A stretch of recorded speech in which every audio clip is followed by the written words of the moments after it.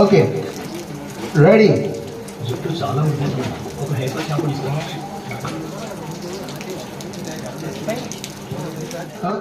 సత్కరిస్తున్నారు.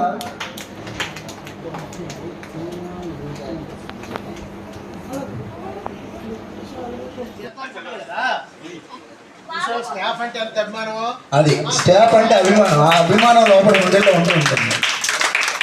మరొకసారి మా వెంకటలక్ష్మి గారికి ఒకసారి మారి మోగిపోవాలి ఆశ్రమం అంతా. నిజంగా ఈరోజు అంతర్జాతీయ వృద్ధుల దినోత్సవం సందర్భంగా మరి ఈరోజు ఇక్కడ ఏర్పాటు చేసినటువంటి మా రాజేష్ గారికి మరొకసారి ధన్యవాదాలు తెలియజేసుకుంటున్నాము. థ్యాంక్ యూ అండి. Thank you so much. ఈ అప్పలరాజపురం ప్రజలు, చీరికాడ మండల ప్రజల తరపున సోదర వెంకటలక్ష్మిని మనస్ఫూర్తిగా అభినందిస్తున్నాను. ఎందుకంటే నేను విన్నాను, ఎన్నో సంవత్సరాల నుంచి వింటున్నాను, కానీ ఈరోజు అదృష్టవశాత్తు మా రాజేష్ తీసుకొచ్చాడు. తెలుసు వెంకటలక్ష్మి చేస్తున్న సేవ తెలుసు. ఎందుకు నేను అభినందిస్తున్నానంటే ఈరోజు మీకు ఎలా సొసైటీ ఎంత స్వార్థ పూరితమైపోయిందంటే, స్వార్థం అంటే తెలుసు కదా, ఇంకొకరు స్వార్థం అంటే తన గురించే తను ఆలోచించడం తప్ప ఇంకొకరి గురించి ఆలోచించిన సమాజం ఇది. అటువంటి ఈ రోజుల్లో తనకి ఏ విధమైన సంబంధం లేని వ్యక్తుల గురించి ఆలోచించడం సామాన్య విషయం కాదు. సంబంధం లేకపోయినా నేను ఒక మనిషిని, మానవత్వం ఉన్నదాన్ని, మానవతావాదిని అని నిరూపించుకున్న సోదర వెంకటేశ్వర.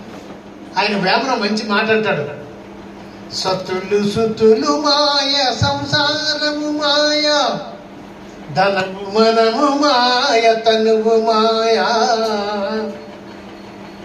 మాయ తెలిసిన వాడే మర్మ జ్ఞాన యోగి, విశ్వదాభిరామ వినురవేమా. ఈ సత్తులు సుత్తులు అంటే భార్యలు, పిల్లలు, ఈ సంసారం ఇదంతా ఒక మాయ. అదేవిధంగా ధనము, మనము, డబ్బులు, ఈ గౌరవాలు, ఇవన్నీ కూడా తనువు, ఈ శరీరం ఎన్ని మాయే.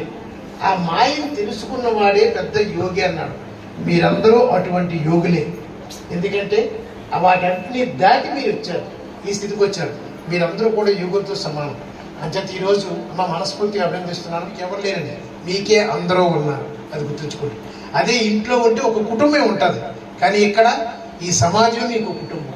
ఇంతమంది చూసా మీ గురించి ఆలోచిస్తున్నాం. అమ్మ మరొకసారి మనస్ఫూర్తిగా నేను అభినందిస్తూ ఇంకొక సందర్భం వచ్చి మీకు కొన్ని విషయాలు చెప్తాను. చాలా సంతోషంగా ఉంది నాకు. ఇలాగే భవిష్యత్తులో కూడా నువ్వు మంచి మంచి కార్యక్రమాలు చేస్తే ఎలాగో పరపరేట్ వాళ్ళు మంచి మనుషులు రాజేశ్వరం. మరి అండి ఇలాగ నేను ఆశ్రమం పెట్టబోతున్నాను, మీరు మరి ఇలా అకౌంట్స్లో పనిచేస్తారని అడగడం జరిగింది. నేను వేరే దగ్గర అయితే కూడా నేను వర్క్ చేసేదాన్ని. లేదండి మీరు నా ఎంతో కొంత అంటే ఇక్కడ అయితే అంటే మేమే పని స్టాఫే కానీ డబ్బులు ఆశించైతే ఎవరు ఇక్కడ పని చేయలేదండి. అయినప్పటికీ 12 సంవత్సరాల నుంచి ఏకదాటిగా మరి మాకు చేతనానికి సహాయం అంటే ఇక్కడ ముసలాళ్ళకి ఏం చేయాలి, వాళ్ళ టైం ట్యాబ్లెట్స్ ఇవ్వడమే కానీ వాళ్ళకి ఎంత బాగుపడినా వాళ్ళ బీపీ చూడడం, మెడిసిన్ ఇవ్వడం, అవన్నీ మేము చూసుకోవడం జరుగుతుంది. ఎందుకంటే మాతో పాటు నేను ఈ ఆర్గనైజర్ కాక మాతో పాటు 8 మంది కూడా ఉన్నారు.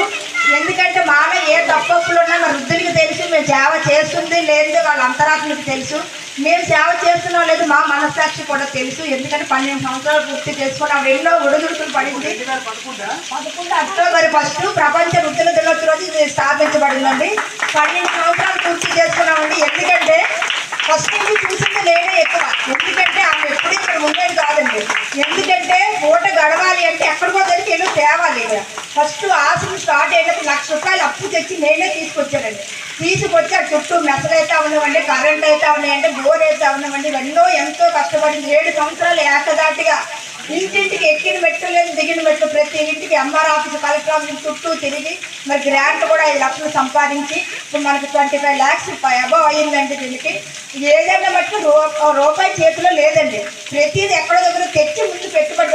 ఏంటంటే ధైర్యం, ముందు తిండి, తర్వాత ఒక్కది తీర్చుకున్న ఒక ధైర్యం మీద ఆవిడ ఈ రోజు నిలబడిందంటే నిజంగా ఆవిడ ముందు ఆన్సర్ చెప్పాలి. ఎందుకంటే 12 సంవత్సరాలు చేయడం అంటే సామాన్యం కాదండి. ఎందుకంటే నాకండి 3 డేస్ నుంచి హెవీ అడిక్ట్ అండి. ఎందుకంటే వీళ్ళు చిన్నపిల్లలకి ఎక్కువ, పెద్ద పిల్లలకి తక్కువగా ఉన్నట్టు ఉంటారు. ఎందుకంటే ఒక్కోసారి మమ్మల్ని విసిగించేస్తారు. అది వాళ్ళు కూడా తెలిసింది. ఎందుకంటే నేను ఉన్న వాక్యం చెప్తానండి. ఎందుకంటే వీళ్ళ దగ్గర కఠినంగా ఉండే టైంలో కఠినంగా ఉంటాము, నవ్వే టైంలో నవ్వుతాము. ఎందుకంటే వీళ్ళకు టీచింగ్ కూడా మేము చేయవలసిన పరిస్థితి కూడా ఉందండి. ఎందుకంటే వాళ్ళు ఒక్కొక్కరు ఒకలా ఉండరండి, ఒక్కొక్కరికి ఒక మనస్తత్వం ఉంటుంది. వాళ్ళకి ఒక్కొక్కసారి నప్పదు కూడానండి. అలాంటప్పుడు కూడా మేము చాలా ఇదిగా ఓర్పుగా అయితే మేము ఉంటామని మాకు తెలుసండి. నాకు ఎందుకంటే 12 సంవత్సరాలు స్టార్టింగ్ నుంచి చాలా మంది ఇక్కడ ఉన్నవాళ్ళు కూడా ఉన్నారు.